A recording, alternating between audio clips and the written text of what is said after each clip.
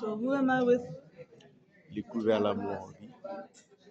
And you are the Reverend Yes, and the presiding elder. yes. Where? Arangua district in the 19th Episcopal District, Mangena Makemogoni Conference. Wow. How long have you been a pastor? Uh, 39 years. And the presiding elder? Uh, Presiding elder 1860, 16 years.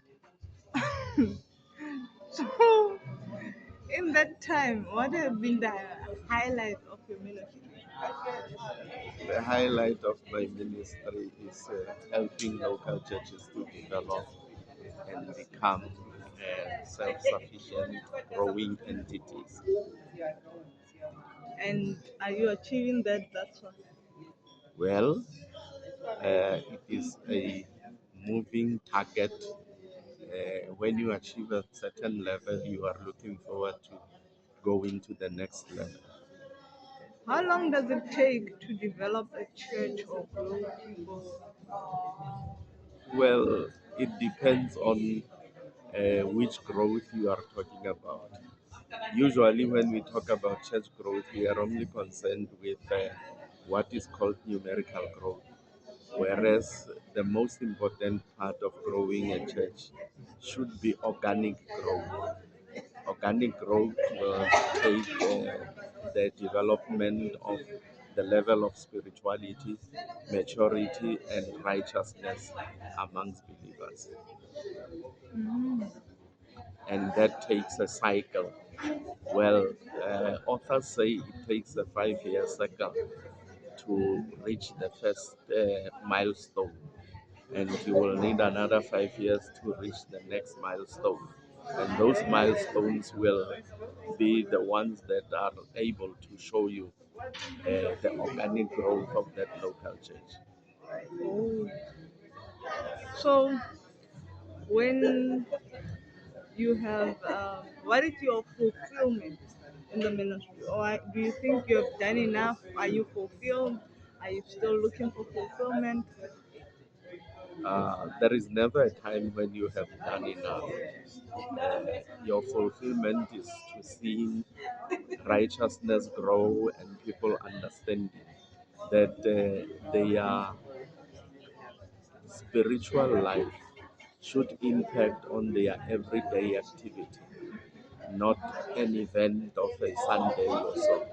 So if we are able to come to that level, that is what we can say we have grown as a church. Mm. So what kept you going? Like you spoke about 39 years. In that 39 years, haven't you felt like I would like,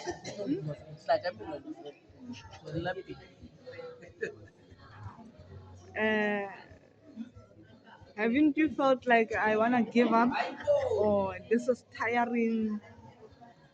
Well, it is a cycle. There is that cycle when you feel you are spiritually drained. You need to retreat and then prepare yourself for the next level. But giving up every time there's a challenge, you feel like it is unsurmountable. I will not be able to reach uh, that level of achievement. But then it is also time to retreat, to reflect, and also draw strength from who God is. How do you draw that strength? Well, drawing that strength reminds you that you are not by yourself, but you are dependent on God, you are dependent on His mercy, and therefore that will take you, you know, it will sober you up actually. What would you say to young people coming into ministry? Well, that is a difficult one. Number one, young people coming into the ministry are coming on a different level of understanding. Different level of understanding, meaning that the global environment has changed, religious environment has changed, and all those things speak to where young people are. But if I were to advise them, I would say draw closer to God, make Jesus Christ your rock and your strength. And if you have Christ as your rock and your strength, there is no way you will go wrong. Scripture says, if anyone builds a house and the Lord is not a foundation, that person is labors in vain.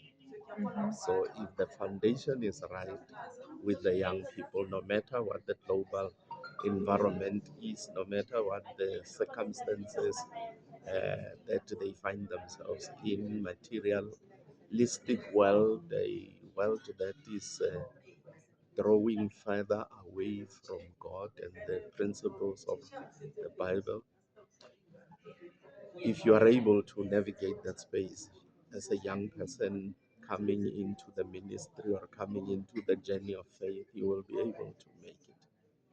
Thank you so much, Reverend Moby. It's a pleasure.